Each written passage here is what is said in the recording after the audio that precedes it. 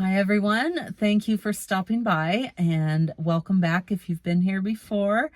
So this is the New Year, New You series. This is post number 9 and there's a playlist if anyone wants to start at the beginning and watch each video. I go over 5 things that if people are thinking about making changes this year, just simple things that maybe we hear about all the time, and maybe just things that if you need confirmation, if you're thinking of doing something, and this might be the confirmation for it.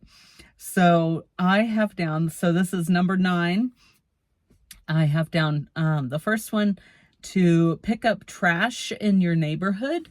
Maybe like the way I am, just walking around, either going for a walk or driving around the area.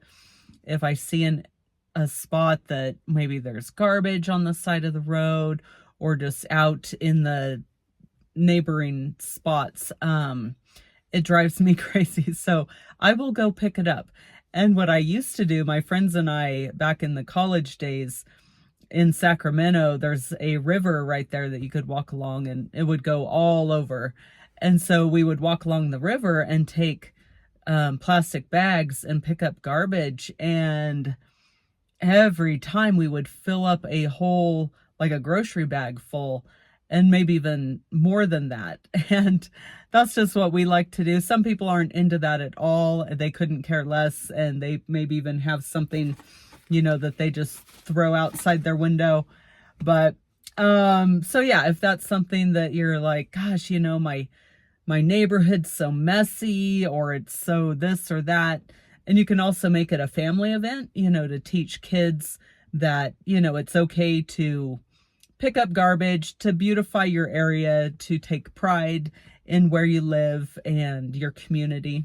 So that's the first one. Number 2 is mentoring someone, maybe in your field or at a place like a boys and girls club.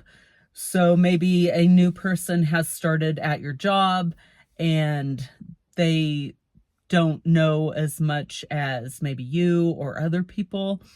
And yeah, I mean, if you feel like it, maybe you can impart some of your wisdom onto them. Maybe they are eager to learn and want to grow and develop and maybe advance. Some people don't like to share their knowledge and their insight and their experience, which is unfortunate. We're all here to just help each other to be better, to advance if that's what people want, to grow and to learn. So that's my opinion. Some people don't agree with that.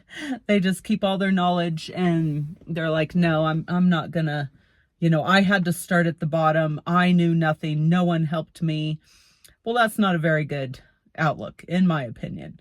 So it's like, well, why don't you break that cycle and share your knowledge and wisdom with the next person, and then they will do the same, probably, hopefully. But that's just an idea. Number 3 is donating blood. Some people do that all the time. I know people who have donated so much blood in their life that they reach the maximum, the cutoff. So, which I can't remember the reason why, but there is a cutoff somewhere that, okay, you've donated X amount, no more from you. So, other people, I will say myself, I can't do it.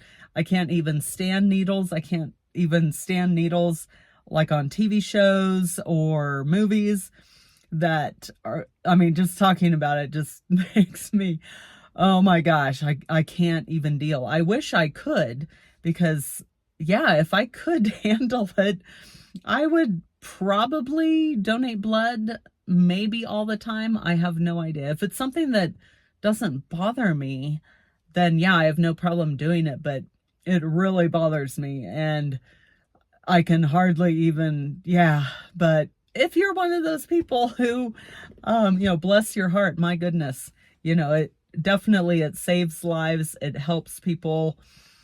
Yes, definitely. I mean, if I'm knocked out for surgery or something, then yeah, take as much as you want. And but yeah, that is very admirable. And yeah, if you're feeling like you might want to, maybe this is confirmation that yeah, go give it a try. But okay, so number 4 is keeping a dream journal, which that can be very interesting. Back in my college days, I took 2 dream classes because I was so interested in dreams and all of that. And we would keep dream journals. And even before that, like in high school, my friends and I would always just be talking about our dreams and trying to figure out what they were and analyzing them and writing them down. You know, they say to keep a little notepad or even your phone by your bed. I mean, maybe not your phone, but probably everyone does anyways. But that's probably a whole other topic. But you can have a notepad in there, a note in there that's, you know, sometimes I'll jot down just a couple words that reminds me of, oh my goodness, something crazy that I just dreamed about. And so one friend of mine, I'll tell her, well, actually a couple friends, I will tell them just crazy dreams, just really weird. Like one friend from high school, so I'll tell her if I have dreams about any of our classmates or schoolmates, because we went to a really small school that, you know, everyone knew everyone. And so if I told her, oh, I had a dream about so-and-so, it's like, wow, weird. And then another friend, I'll tell her just really bizarre ones, and she'll tell me hers too. And there's a lot of dream books. And what I learned from the classes that I took is that they're usually not literal. So if you have a dream that, let's say you're going to the mall and you buy a red dress, so the meaning of that probably isn't you're going to go to the mall and buy a red dress. It could be something else completely different. The professor I had for those 2 dream classes was so good.